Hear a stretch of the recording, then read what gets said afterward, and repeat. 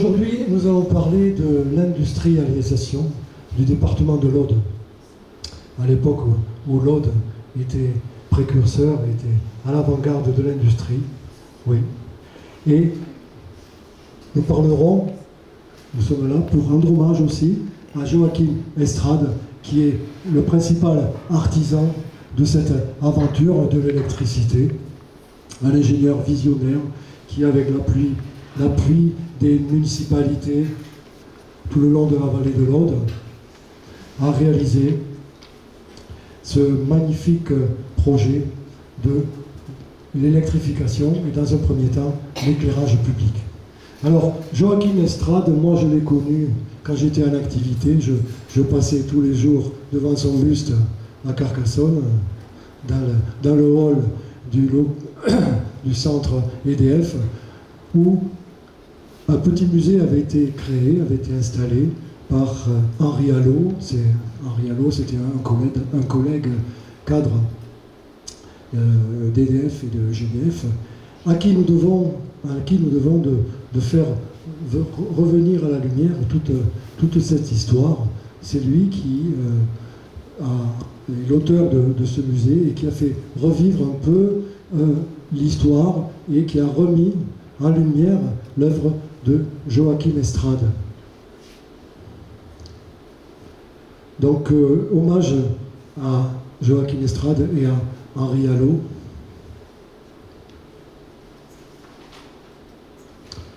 Alors, Joachim Estrade, il est né dans les Hautes-Pyrénées, un pays de montagne, aussi un pays d'hydraulique, un pays d'usine hydraulique. Donc déjà sensibilisé au potentiel hydraulique. Dans les Hautes-Pyrénées, en 1857, et décédé le 12 février 1936 à Carcassonne. Donc sa formation est celle d'un ingénieur des arts et métiers, où il sort major de sa promotion en 1876. Et c'est en 1870 que la famille s'installe dans l'Aude, à Comines-Minervois, où son père a décroché un travail aux carrières de marbre de Cône-Minervois. Et il arrive, avec la famille, dans la Haute-Vallée pour travailler à la ligne de chemin de fer de Quillan à Rivesaltes. Et c'est là qu'il va prendre conscience de l'énorme potentiel de la rivière Aude pour produire de l'électricité qui était balbutiante à l'époque, dans les années 1880. C'est là qu'il prend conscience qu'il y a quelque chose à faire avec la rivière Aude et l'énergie qu'elle peut produire pour le progrès de tous. Nous sommes au début de l'électricité.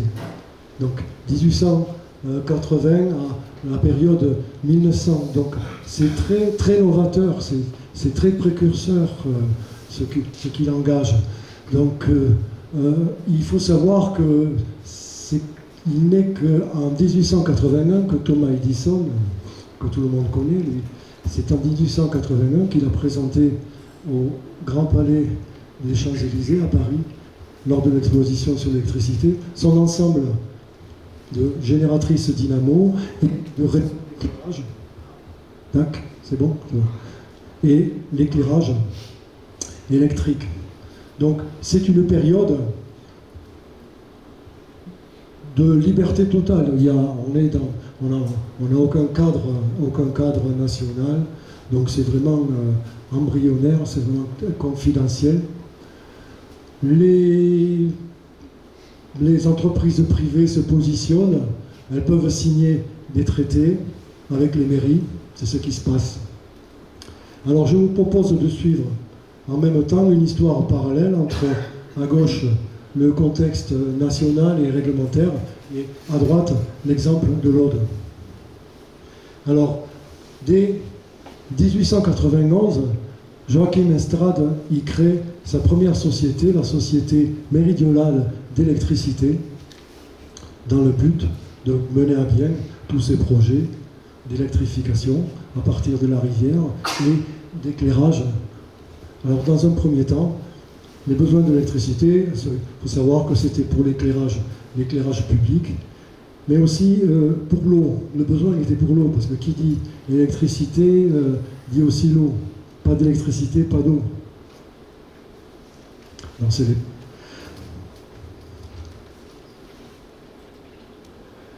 Et voilà ce qu'il a entamé dans cette période d'âge d'or, dès 1891, avec la première réalisation qui sera à Quillan, qui est inaugurée le 28 juin 1891 par la Société méridionale d'électricité. Sa première société, alors qu'il rachète,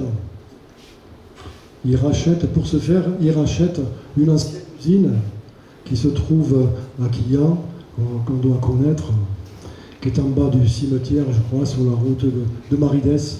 Donc voilà, donc ça c'est la première usine qui devait fournir les besoins pour une manufacture, sûrement. Et donc il la rachète, il l'équipe à l'électricité, évidemment. Il installe ses dynamos, et il va créer le premier réseau d'éclairage public dans l'Aude, d'après Henri Allo, parce qu'après, on verra. Moi, j'ai pu montrer qu'il y avait une antériorité ailleurs, mais officiellement, donc c'est Quillan. C'est Quillan qui a démarré la première électrification. Donc, ce que j'entends par électrification, c'est une politique publique. Une politique publique d'électrification, parce qu'auparavant, évidemment, il y avait quelques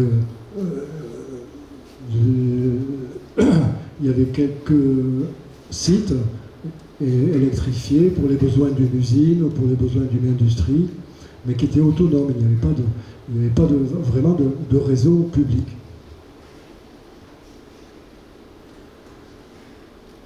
La deuxième réalisation, c'est à Chalabre, le 29 juin 1891. Donc là, c'est la concurrence. C'est pas Joachim Estrade, c'est la concurrence, c'est le marquis de Mauléon. Alors qu'est-ce qu'il fait, ce petit marquis? Donc lui, pareil, il va racheter les installations d'une ancienne usine sur l'Ers, il va l'équiper, et il va installer un petit réseau, puisqu'on est sur des faibles puissances, il va installer un petit réseau d'éclairage pour la ville de Chalabre. Ensuite vient Alet, le 16 août 1891. Alors là, c'est la Société méridionale d'électricité. Alors il rachète les installations de moulins, qu'on trouve sur la route, pareil, alors pour l'équiper à l'électricité et créer un petit réseau pour les besoins de la ville. Et puis nous arrivons à Carcassonne, où là, donc, Carcassonne, c'est plus important, Carcassonne, c'est plus important. Là, on est sur de l'hydraulique et aussi du thermique. Alors Carcassonne, tout a commencé sur l'île. C'est là que se situait une série de moulins qui servaient à traiter la laine, et pour lesquels la dérivation, le paille-chérou, a été construit. Donc c'était à cette époque, ça devait être au XVIIe, au XVIIIe, que le paille-chérou a été construit. Alors, qu'est-ce que le paille-chérou? Alors, le paille-chérou, à Carcassonne, on appelle le paille-chérou, en Narbonne, c'est le passierou. Il existe un passierou en Narbonne. Donc, le passierou, en occitan, c'est de l'occitan paiciero, qui veut dire, qui qualifie, qui veut dire un petit barrage, une chaussée d'un moulin, une dérivation. Voilà. Un bypass en anglais, si on veut. Donc ça vient de là, l'origine du paille-chérou. Et sur l'île, il y avait donc une usine électrique qui aurait pu concurrencer Joachim Estrade. Mais lui, il préfère acheter une autre usine qui existait aussi en aval du Pont-Neuf. Hein, c'est l'usine... Voilà, c'est l'usine de la rue Achille-Mire. La rue Achille-Mire à Carcassonne, qu'on voit ici au bord de l'Aude. Dans un premier temps hydraulique, avec un système comme un moulin, et ensuite il va la transformer en usine thermique. Et ça, un peu plus tard, ce qui va lui permettre de développer son réseau, et l'usine thermique va perdurer jusque bien plus tard. Donc il reste ces bâtiments en hauteur, là on les voit très bien, ces bâtiments ils sont en hauteur, pour les raisons de protection contre les crues. Là on est à la rivière, donc moi ces bâtiments je les ai connus, et certains des anciens les ont connus, donc ils sont accessibles de ce côté, ils sont accessibles en hauteur pour les protéger des crues de la rivière. L'accès se fait par la rue Achille-Mire, qui va connaître un projet de parking, je crois. Si on est en zone inondable, je crois qu'à Carcassonne, il est prêt un parking. C'est tout rasé. Comment? Oui, c'est tout rasé. C'est tout rasé, là. Le parking y est. Le parking y est. Bon. Bon, mais regardez la photo, alors c'était ça. J'y suis passé il n'y a pas longtemps, mais il y avait la végétation, je ne voyais plus rien. Donc ça, c'est l'usine de Carcassonne, du Pont-Neuf.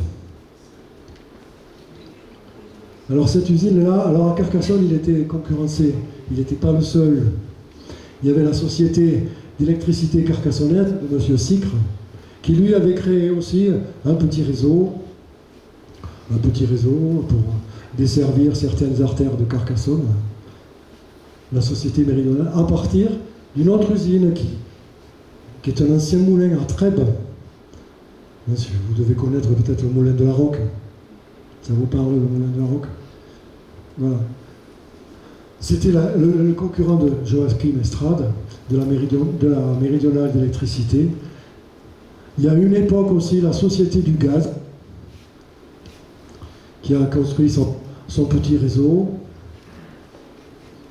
Mais bon, il n'a pas bien concurrencé, évidemment, l'usine thermique du Pont-Neuf.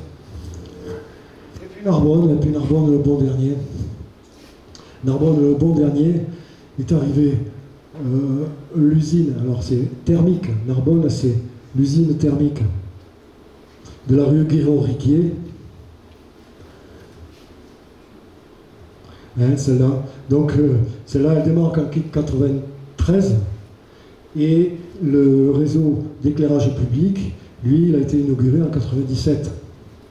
Alors pourquoi ce retard à Narbonne? Mais parce que Narbonne avait fait le pari du gaz. Narbonne avait un réseau déjà développé de gaz, il était déjà précurseur sur le gaz, puisque c'était le premier en France, mais un cas unique en France d'éclairage à l'hydrogène.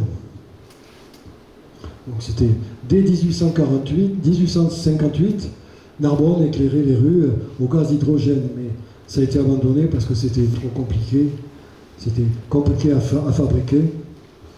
Hein, c'est d'où vient l'expression usine à gaz. Oui. Oui. Et donc ça a été abandonné. Là. Donc voilà, ce qui reste de l'usine thermique de la rue Guiraud-Riquier. Alors là aussi, il y a un projet immobilier. Je pense qu'ils préserveront quand même ce bâtiment. Il n'est pas classé, mais donc c'est l'usine thermique de Narbonne, de Joachim Estrade.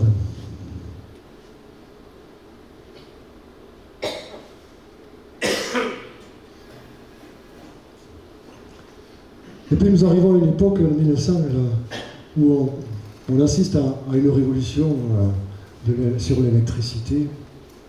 Alors, dans le monde, il y a une guerre qui faisait rage entre les tenants du courant continu et je vais... Attendez, avant, il faut que je vous reparle quand même de cette liste. Donc chaque fois, cette liste, ces projets concernent des petites unités à partir d'usines existantes pour des besoins de réseau de à peu près 50 lampes. Il était question de 50 lampes. Mais les mairies, avec la possibilité de l'électricité, ont saisi l'opportunité pour créer des usines élévatrices de l'eau. Ce qui s'est passé dans la commune avec l'électricité, arrive l'opportunité de élever l'eau dans des châteaux d'eau et de distribuer l'eau sous pression à partir de ces usines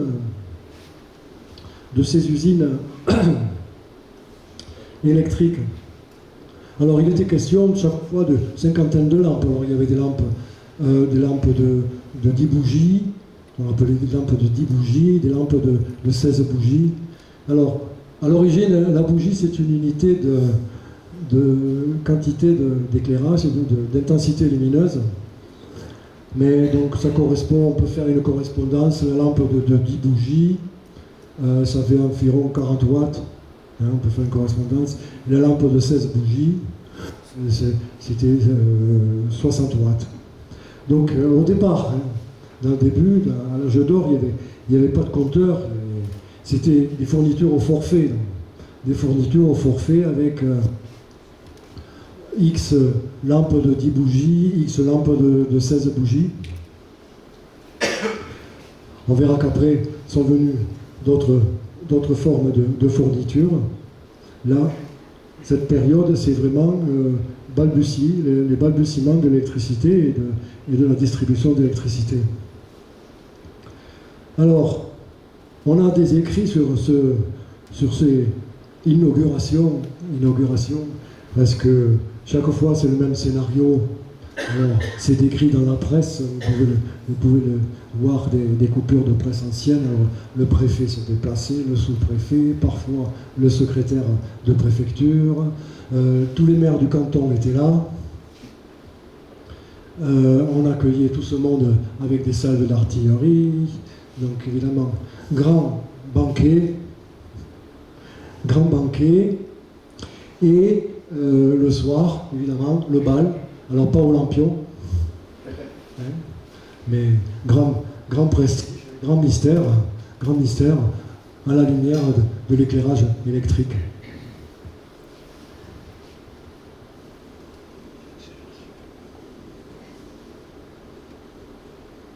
Voilà, 1900, dans la révolution de l'électricité.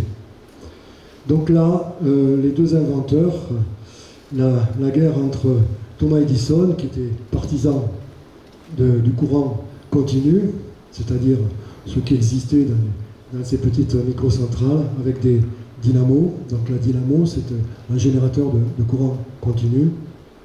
Le courant continu, c'est celui qui est délivré par une dynamo, par les batteries. Et puis, les travaux de l'ingénieur Nikola Tesla. Nikola Tesla, et ce n'est pas un fabricant de voitures. Hein. Quoique, il a connu la même notoriété et la même réussite que Elon Musk. Il ressemble un peu. Donc lui, il a montré, grâce à ses travaux sur le courant alternatif, qu'on pouvait distribuer des quantités d'électricité bien plus importantes sur des distances bien plus longues et en limitant les pertes. Donc vous comprenez que la guerre de l'électricité, elle a tourné en faveur de Nikola Tesla et du courant alternatif, ce qu'on connaît aujourd'hui, bien que le courant continu n'a pas dit son dernier mot. Hein? Vous encaissez. Voilà. Le courant continu n'a pas dit son dernier mot. Par exemple, la liaison internationale avec l'Espagne, qui passe par Bachas et les Pyrénées-Orientales, c'est du courant continu. Quand il est question de transporter des grandes quantités d'énergie en souterrain ou en sous-marin, les câbles sous-marins, donc sont souvent en courant continu. Mais là, bon, là, Joachim Estrade, il va saisir le progrès du courant alternatif et il va les mettre en application. Et pour ça, il va créer une nouvelle société, Société méridionale de transport de force, qu'on connaît, qui est l'objet de la conférence aujourd'hui. Alors, on voit bien le transport de force. La force, c'est la force motrice en triphasé et en courant alternatif. Alors, pour faire quoi? Eh bien, le 18 septembre 1999, on assiste à la pose de la première pierre de l'usine de Saint-Georges, à Axat. Et à partir de cette usine, sera construite la première ligne en France en triphasé à 20 000 volts. Jusqu'à présent, il n'y avait que des expérimentations à 20 000 volts, mais sans conséquence sur des petites distances, mais pas en phase industrielle. Inauguration de l'usine de Saint-Georges en 1900. Là voilà, l'usine Saint-Georges. Alors, elle se trouve à la sortie d'Axat, quand on aborde les gorges du même nom. À l'époque, c'était la plus grande usine électrique des Pyrénées quand même. C'était quand même une prouesse, c'était même très, très novateur. C'était la plus grande usine des Pyrénées. On peut voir à l'arrière là les deux conduites forcées qui acheminent l'eau depuis un bassin qui se trouve à 100 mètres en amont, là sur le plateau au-dessus de l'usine. Un bassin alimenté par une conduite souterraine qui vient de l'usine et du barrage de Gesse, un peu plus haut dans la vallée. Et encore plus haut, le barrage de Puy-Valador et de Matemal. Donc vous voyez la vision de ces ingénieurs, surtout de Joachim Estrade, la vision qu'il avait d'exploiter toute la vallée depuis Saint-Georges en amont, donc alimenté par le barrage de Gesse, en amont encore l'usine du Son, et encore plus haut le barrage de Matemal et le barrage de Puy-Valador. Donc ça fait preuve vraiment une grande vision stratégique et une grande vision industrielle. Saint-Georges. Alors elle se visite l'usine, avec le petit train rouge du Fenouillède. On peut la visiter au départ de Rivesaltes, en réservant, sur la ligne, la petite ligne du Fenouillède. On peut la visiter avec le petit train rouge de Rivesaltes. Et puis voilà le réseau sur le département qui met en œuvre.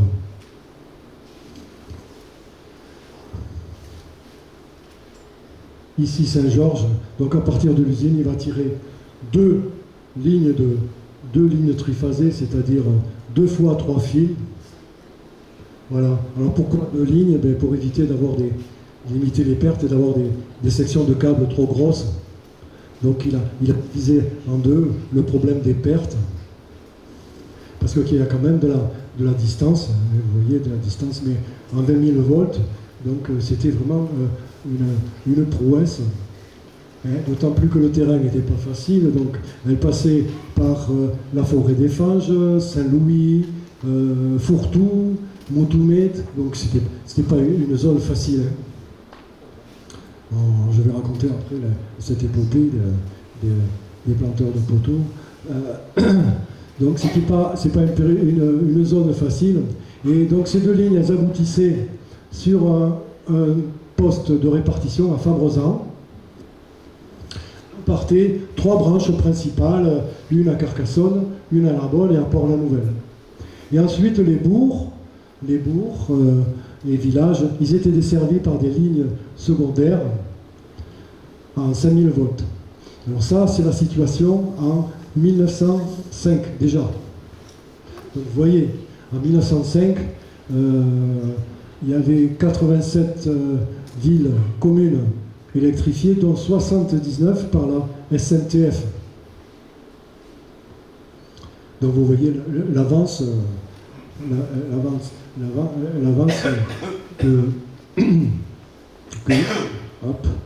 que connaît le département avec ce réseau. Alors, cette carte peut amener des réflexions et des questions. Donc, je vous laisse à vos réflexions, on en parlera plus tard. Ça fait l'objet des prochaines diapositives. C'est pas la seule innovation, c'est pas le seul génie de Joachim Estrade. Donc en même temps, il va déposer de nombreux brevets. Il va être un inventeur, va faire preuve d'invention, il va déposer de nombreux brevets, comme les poteaux noirs. Alors les poteaux noirs, c'est comme ça qu'on appelait les hommes qui plantaient tous ces poteaux. Ouais, tous ces poteaux là sur la ligne, dans les corbières. Alors pourquoi on les appelait les poteaux noirs? Parce qu'ils étaient complètement recouverts de ce bitume qui protégeait les poteaux. Donc c'était le brevet de Joachim Estrade. Donc c'est de rendre les poteaux imputrescibles en leur injectant une sorte de bitume qu'on appelle la créosote sous pression. Et alors c'est ce qui rendait les poteaux imputrescibles. Donc ça se fait encore aujourd'hui. On voit encore même des poteaux qui sont complètement noirs de recouverts de créosote, de ce bitume là. Les veines que vous voyez là, ça c'est de la créosote, les protubérances aussi, elles ressortent par endroits. Premier brevet de Joachim Estrade. Et les barres que vous voyez là, ça c'est récent, ça c'est contre les sangliers. Parce que les sangliers et les petites bêtes sauvages, elles adorent se frotter justement pour s'imprégner de cette créosote qui les protège des parasites. Et si on n'y prend pas garde, et elles arrivent à user la base des poteaux en se frottant sur le... Donc depuis quelques années, Enedis a installé des barres pour éviter que les sangliers, les bêtes sauvages aillent se frotter et arrivent par la base des poteaux. Le second brevet, c'est le basculateur Estrade, ancêtre du disjoncteur. Comme je vous le disais au début, il n'y avait pas de système de limitateur,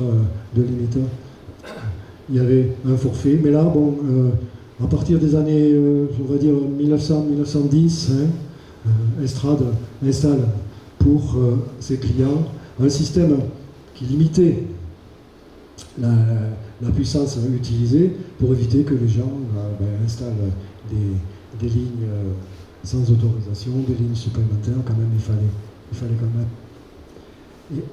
il fallait quand même limiter tout ça. Alors le principe, vous en avez un ici, là. Voilà, notre ami André Mas de Salel en avait un, il en a porté un, vous en avez un, et vous avez le schéma. Et vous avez le schéma de principe sur la table. Alors le principe, bon, il est simple. Vous avez un stylet qui trempe dans du mercure, qui assure le contact. Le stylet est relié à un électroaimant, et puis quand le courant était important, l'électroaimant faisait lever le stylet, et ça coupait le contact.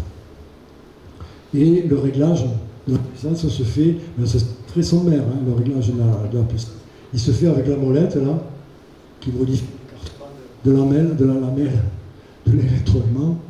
Donc c'était très sommaire, hein, comme réglage, ce qui a entraîné une légende, une anecdote que moi j'ai entendue à Carcassonne, j'ai entendu à Narbonne et aussi dans mon village à Cuxac-d'Aude.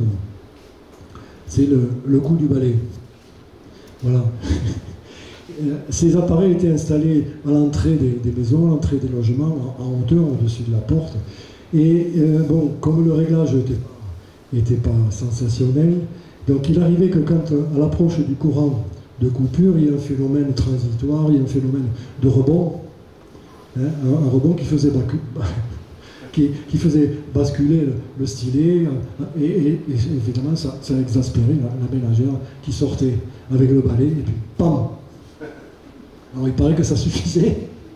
Il paraît que ça suffisait pour remettre le stylet en place. Mais... Donc, simplement, je pense que moi que c'était une prise de conscience et qu'il fallait éteindre des lampes. C'était surtout ça. Le coup de balai, je ne sais pas si c'était vraiment efficace. Donc, c'était une prise de conscience qu'il fallait éteindre des lampes. Le basculateur estrade. Bon, après sont venus les compteurs, les disjoncteurs.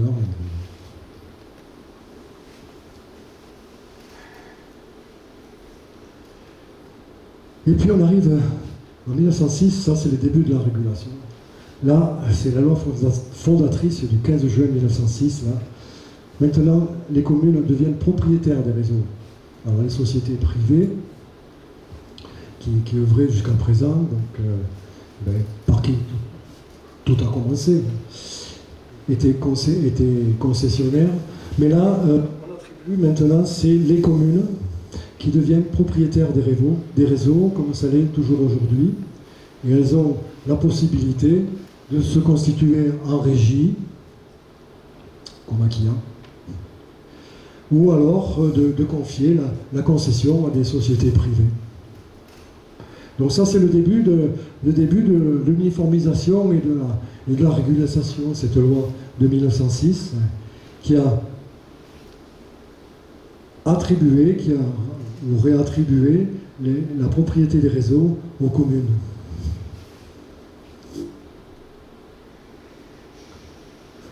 Et voilà, c'est donc la remarque sur la carte dont je vous ai parlé, de 1910 et à 1930. Là, un dur constat, c'est que l'électricité accuse un retard, une inégalité au niveau national et même régional, même local, un retard pour le rural, pour l'électrification rurale. C'est ce dont je vous parlais pour la carte. Vous voyez que les grandes villes qui sont desservies, Carcassonne, Narbonne, Port-la-Nouvelle, et les bourgs, ils sont tous le long des voies de communication. Hein? Donc vous voyez, il y a une inégalité totale avec les Hautes-Corbières, le Razès, Bram, même Lézignan qui n'est pas électrifié de façon moderne, peut-être il y a Limoux non plus. Bon, elles ont quand même leur usine à gaz. Elles ont quand même Lézignan et Limoux. C'est des communes quand même qui sont précurseuses pour l'éclairage au gaz. Elles ont quand même l'éclairage au gaz, mais bon, ça ne suffit pas. Hein?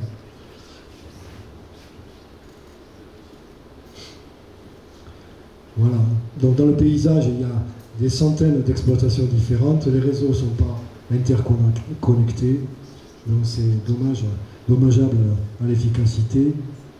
Mais bon, à la suite de ce premier constat, c'est là qu'apparaissent les premiers syndicats d'électrification, hein, justement, pour compenser, pour lutter contre cette fracture, rurale. C'est là que sont apparus les premiers syndicats d'électrification. Après cette loi de 1906 et ces années de 1910 à 1930.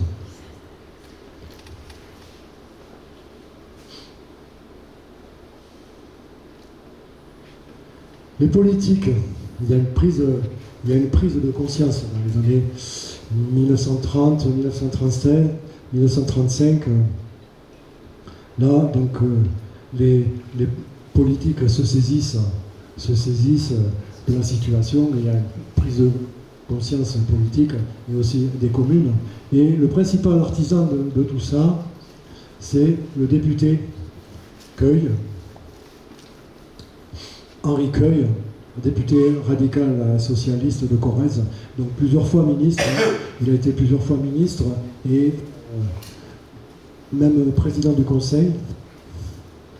Oui, De Gaulle l'a connu, je crois. Donc lui, ça va être le premier artisan politique et administratif de l'électrification des zones rurales. Et il va être à l'origine de la création du FAS. Le FAS, c'est le Fonds d'amortissement des charges d'électricité. Donc qui permet, c'est un fonds national qui permet de financer justement le développement de l'électricité dans les zones rurales.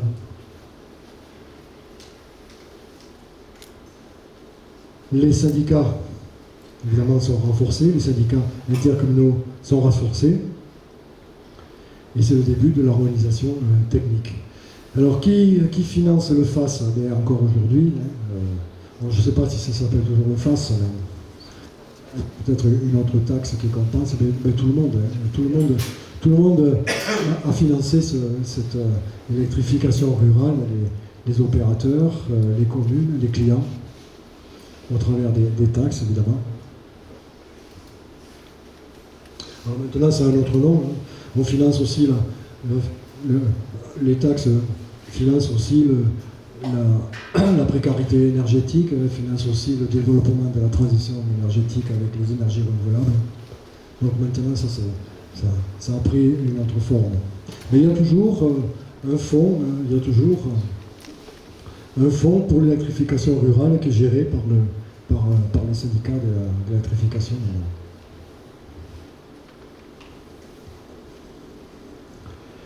Et de 1936 à 1945, c'est l'accélération. C'est l'accélération. Les réseaux sont interconnectés et les tensions sont normalisées avec les tensions que vous connaissez, pas tout à fait aujourd'hui, parce qu'il y a un palier, on a franchi le palier du 110 volts et du 220 volts, maintenant on est à 400 volts et à 240 volts. 400 volts en triphasé, 240 volts en monophasé. Mais il y a eu quand même une uniformisation avec ces premiers niveaux de tension qui étaient uniformisés. Donc les compagnies ont dû se mettre à l'unisson. Et c'est ce qui s'est produit à partir du FAS, à partir de 1936 à 1945.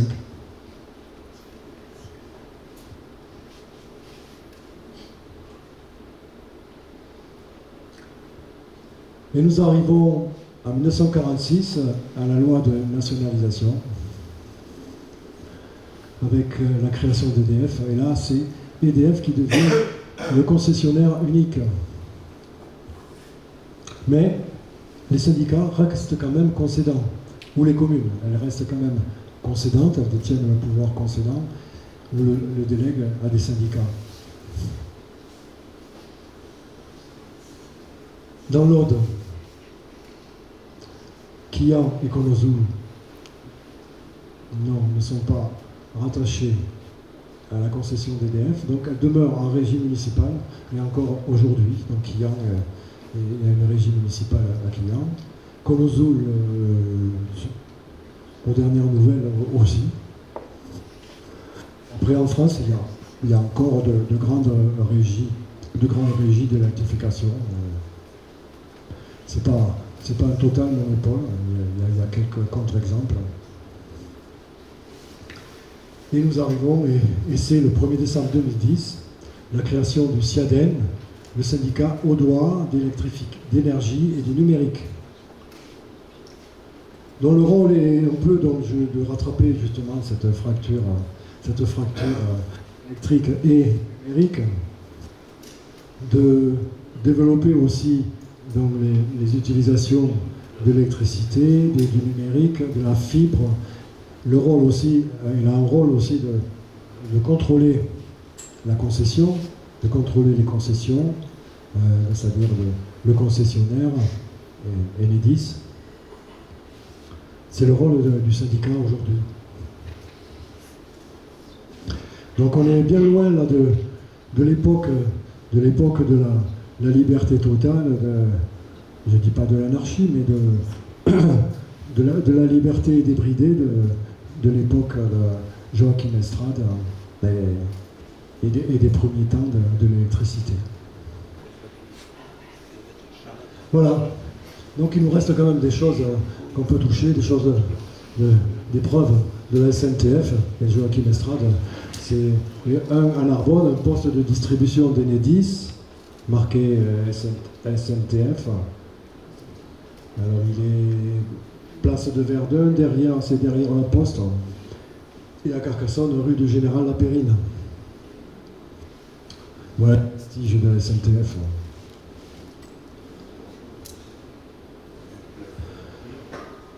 Le poste de répartition de Fabrezan, voilà, il y est toujours sur la départementale 609.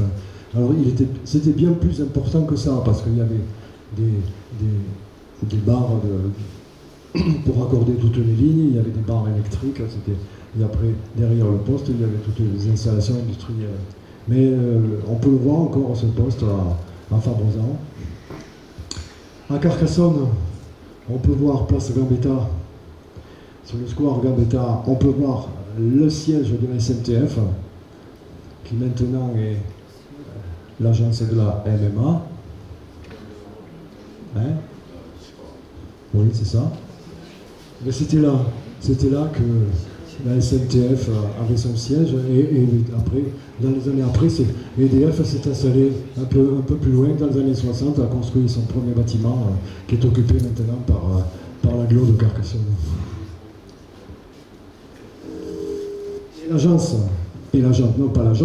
L'usine l'usine thermique de Narbonne. Voilà, la rue Rigoriquet, derrière le canal, un peu. Alors cette usine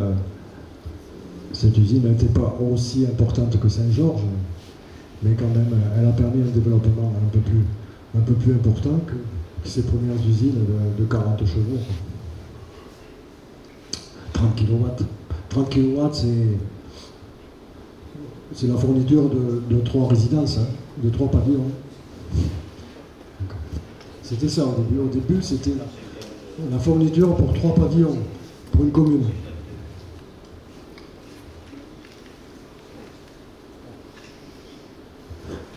Et puis, donc, son héritage, voilà, tout son héritage à Joachim Estrade. Donc, il a créé dans les premiers temps la Société méridionale d'électricité, la Société méridionale de transport de force, SNTF, l'usine de Saint-Georges. Il a déposé de nombreux brevets, dont vous pouvez voir les basculateurs. Il a participé à la construction du barrage de Puy-Valador. Il a été cofondateur de la Société d'études scientifiques de l'Aude, la CESA, dont la présidente s'est excusée, elle aurait bien aimé venir, mais donc elle n'était pas disponible. Il est aussi cofondateur de la Confédération Générale des Vignerons du Midi en 1907, donc la célébrissime CGVM du maire Féroul de Narbonne. Non, parce qu'il avait un esprit comme ça. C'était l'air du temps, et il fallait qu'il y soit. Il avait des intérêts à Narbonne. Aussi, il avait quand même des intérêts, et il fallait qu'il y soit. Pourquoi? Parce qu'on va le voir. Outre qu'il avait des intérêts. C'est ça. Il a participé à la création du premier silo à blé de Castelnaudary. Et il a créé la coopérative laitière de Cessac.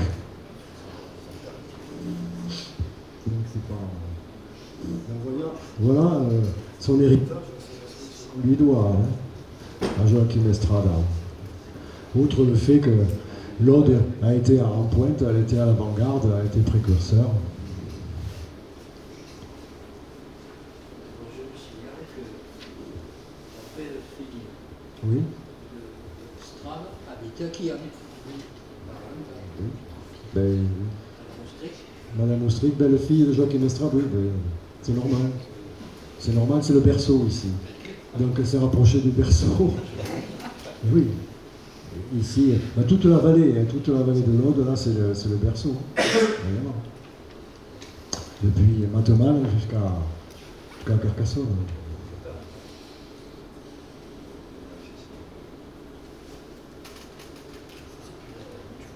Alors, Joachim Estrade, industriel,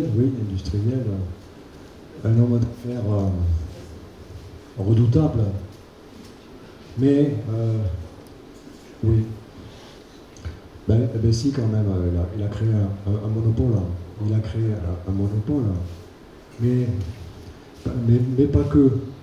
On voit un esprit communautaire et social, au moins humaniste.